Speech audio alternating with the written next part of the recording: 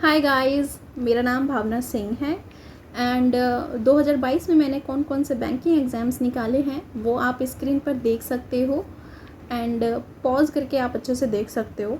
जब आप इन एग्ज़ाम्स में देखोगे तब आपको आरआरबी नहीं दिखाई देगा। तो क्यों नहीं दिखाई देगा, क्यों मैंने आरआरबी की प्रिपरेशन नहीं करी थी? ऐसा नहीं है कि मैंने प्रिपरेशन करी बट उसमें मेरा सिलेक्शन नहीं हुआ, but the actual thing is मैंने आरआरबी के लिए इतनी मेहनत करी ही नहीं थी। एग्ज़ाम मैंने दिया था just for the sake of getting the experience of banking exams, वो मैंने एग्ज़ाम्स दिया था बट मैंने उसके लिए अप टू द मार्क उसकी प्रिपरेशन में मैंने इतना ध्यान नहीं लगाया था। उसके पीछे भी एक रीज़न है वो क्यों मैंने नहीं किया था, तो वो मैं आपको बताऊंगी ज़रूर। तो आप वीडियो को एंड तक ज़रूर देखिएगा और अगर आपको वीडियो अच्छी लगती है तो आप वीडियो को लाइक भी ज़रूर करना। ये मुझे और मोटिवेशन प्रोवाइड कराता है आप लोगों के लिए और वीडियोस बनाने के लिए। एंड सो मैंने आरआरबी के लिए ऑलरेडी 2 वीडियो अपलोड कर चुकी है। दोनों का लिंक मैं आपको डिस्क्रिप्शन में दे दूँगी।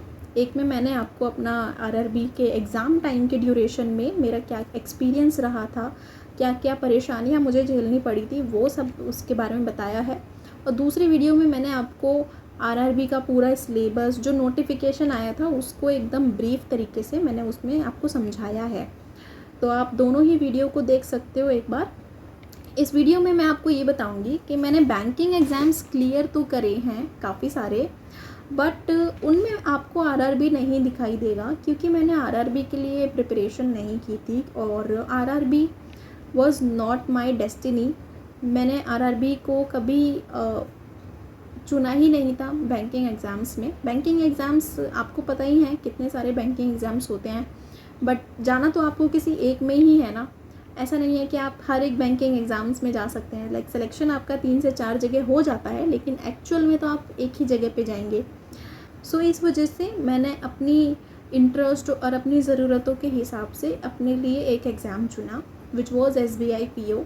और मैंने SBI को चुना था और जिसके ज़रिए मेरे बाकी के उसके नीचे के जितने भी एग्ज़ाम्स आते हैं वो सब क्लियर हुए थे, बट आरआरबी क्लियर नहीं हुआ था क्योंकि आरआरबी जो है वो पहला एग्ज़ाम होता है जब भी कोई बैंकिंग एग्ज़ाम्स होते हैं। लाइक इस साल के जितने भी बैंकिंग एग्ज़ाम्स अब होने वाले हैं उनमें से जो आरआरबी है वो सबसे पहला एग्ज़ाम है।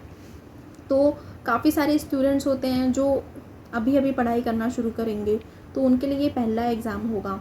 काफ़ी स्टूडेंट्स होते हैं जो ऑलरेडी 2-3 अटैम्प्ट्स दे चुके होते हैं बैंकिंग एग्ज़ाम्स के, तो उनके लिए ये सेकेंड और थर्ड अटैम्प्ट्स हो सकता है, तो उनके लिए थोड़ा इजी रहेगा ये एग्ज़ाम क्लियर करने के लिए। तो मेरे लिए जो था वो आरआरबी का जो एग्ज़ाम था वो फर्स्ट एग्ज़ाम था मेरे लिए, तो इस वजह से भी शायद उस वक्त मैं इतनी प्रिपेयर्ड नहीं थी कि मैं आरआरबी के एग्ज़ाम को क्लियर कर सकूं। तो शायद इस वजह से मैंने जो है आरआरबी के लिए इतना फोकसली प्रिपेयर किया ही नहीं था। जब उसका नोटिफिकेशन आ गया था, जब 1 से 2 महीने बचे थे, तब मैंने आरआरबी के लिए प्रिपरेशन नहीं करी थी क्योंकि मैं ये भी क्लैरिफाई कर देना चाहती हूँ कि मैं दिल्ली में रहती हूँ एंड दिल्ली में जो है कोई भी आरआरबी है ही नहीं।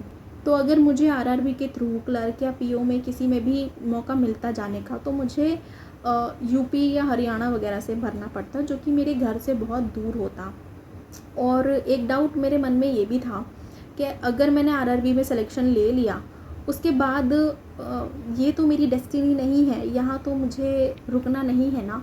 तो इस वजह से मैं आरआरबी में नहीं जाना चाहती क्योंकि उसमें जाने के बाद भी मुझे स्टिल प्रिपरेशन अपनी जारी करनी पड़ती। अपनी जॉब के साथ साथ मुझे अपने बैंकिंग एग्ज़ाम्स के लिए और प्रिपेयर करना पड़ता। मेरी जो जॉब की नीड है, जो अंदर से एक्सपेक्टेशंस होती है मेरी जॉब के साथ, वो मेरी फुलफ़िल नहीं हो पाती। इस वजह से जो है मैंने बैंकिंग की तैयारी तो करी, बट मैंने SBI PO को ध्यान में रख के बैंकिंग की तैयारी करी थी क्योंकि SBI PO was my dream job. SBI PO ही मुझे चाहिए थी और वही मुझे मिली है। इसके लिए मैं बहुत ज़्यादा खुश हूँ कि मैं आरआरबी में मेरा सिलेक्शन नहीं हुआ, बट मैं इससे आपको डीमोटिवेट नहीं करना चाहती। मैं आपको ये बताना चाहती हूँ कि आप अपने गोल पे फोकस ज़रूर रखें। अगर आप अभी प्रिपरेशन शुरू कर रहे हैं तो आप ये मत सोचो कि आपको आरआरबी में ही जाना है।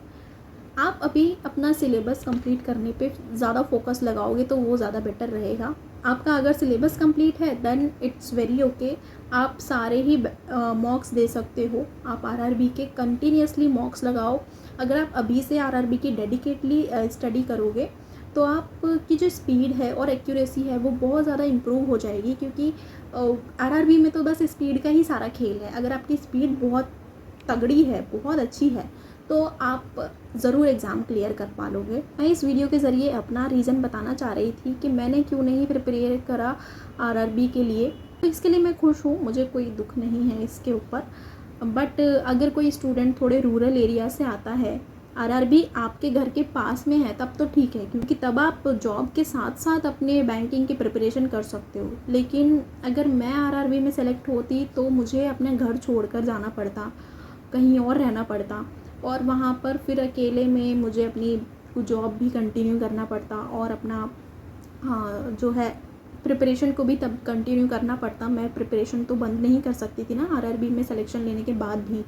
इस वजह से मैंने जो है आरआरबी में सिलेक्शन नहीं लिया और किसी और को मौका दिया जिसको मेरे से ज़्यादा नीड थी। तो बस यही मैं आपको बताना चाहती हूँ। तो मैं कोई आपको डीमोटिवेट नहीं कर रही हूँ, मैं आपको सिर्फ इतना बता रही हूँ, अगर आप आरआरबी के लिए डेडिकेटली पढ़ाई करोगे तो आपकी स्पीड और एक्यूरेसी दोनों बहुत इम्प्रूव होगी।